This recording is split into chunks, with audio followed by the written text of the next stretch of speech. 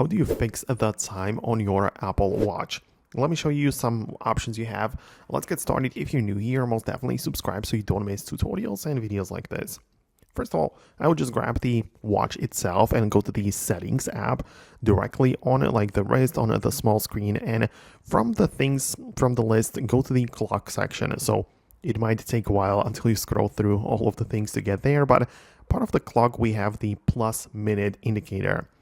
And by default, it should tell you plus 0 minutes because you can tap on it and actually like bump up the time of the Apple Watch. So you can literally add like 50 minutes, for example. That might be something that is turned on. Like you can literally change the time of the watch to be incorrect, I guess, right? So that if you had that enabled, I would recommend you to dial it down. To be honest, I'm not sure exactly why that exists. I've heard that people just set it up, like change their time a bit forward so they can never be late for things. But, yeah, you can use that however you want.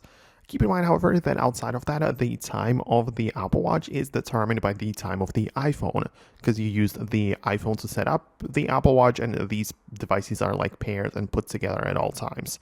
So the way that it would work is that the Apple Watch adopts the time settings of the iPhone, and those can be changed and saved in the settings app, tapping on a general and a date and time. So I personally have it set to automatically, but if I changed it to something else, it will be reflected on the watch directly and right away.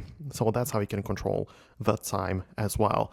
Let me know in the comments below if you managed to fix that. Hit the thumbs up and subscribe for more, and I'll talk to you in the upcoming videos as well. Thanks a lot, and I'll see you later.